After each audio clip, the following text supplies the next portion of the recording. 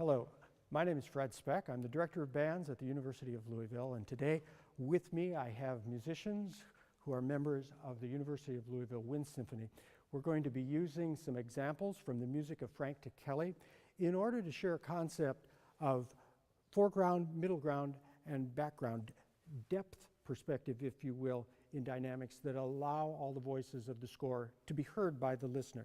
Often a challenge is that within a given dynamic, that players don't recognize their role. You'll hear that the players recognize their role, which means that some players will play a middle ground dynamic of piano because they know they're in the middle ground, which will be about 30% less in volume than if they were a foreground player.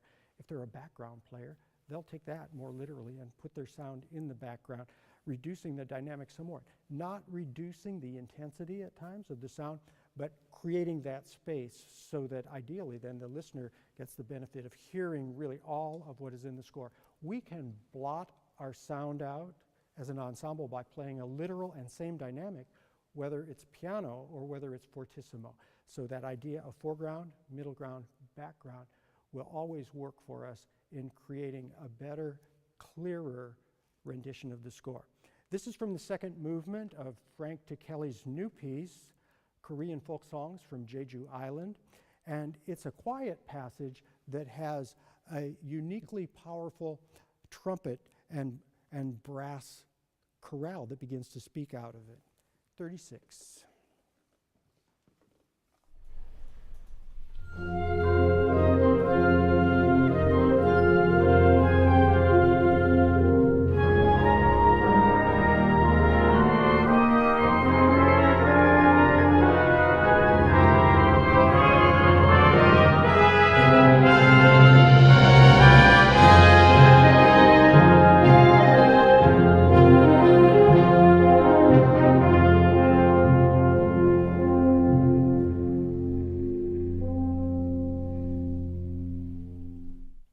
Thank you. As you listen to that excerpt, you couldn't help but notice that sort of uniquely harmonized trumpet scoring that rose through the crescendo, that in fact made the crescendo because we heard the color and we heard the harmony.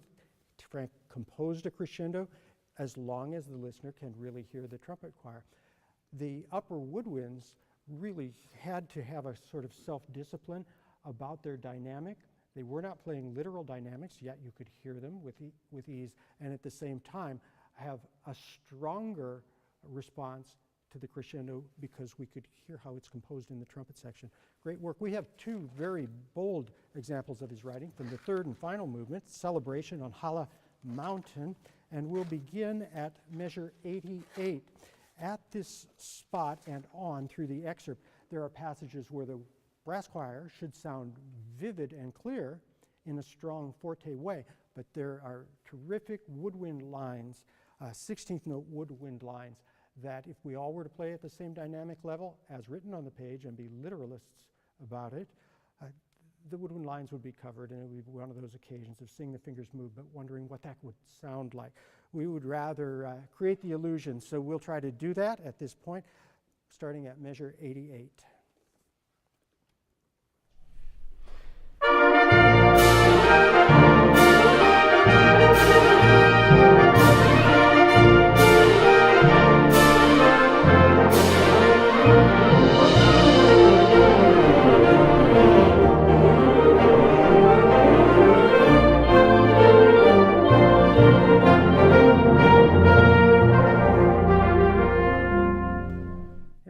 There's one other section that comes along a little bit later, and it might be an even bigger challenge with cascading, descending woodwind lines at the same time that there is to be a very vivid thematic statement in the brass. So the brass players need to remember that forte isn't created by decibel, but is created by energy, is created by the use of articulation and space between tones at times, so that the listener in the audience is absolutely exhilarated by the brass section and at the same time is able to hear and follow all of the fantastic woodwind writing.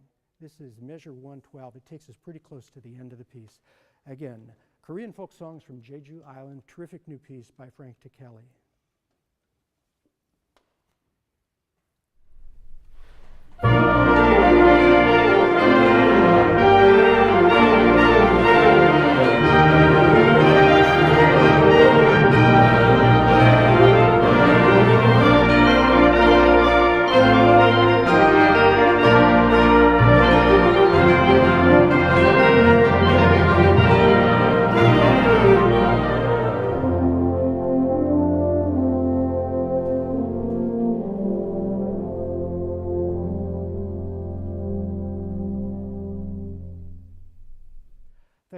much we've enjoyed presenting to you our ideas about how to create the best illusion of the score by not being literalists with the dynamics, but understanding roles and the right amount of sound in foreground, middle ground, and background playing.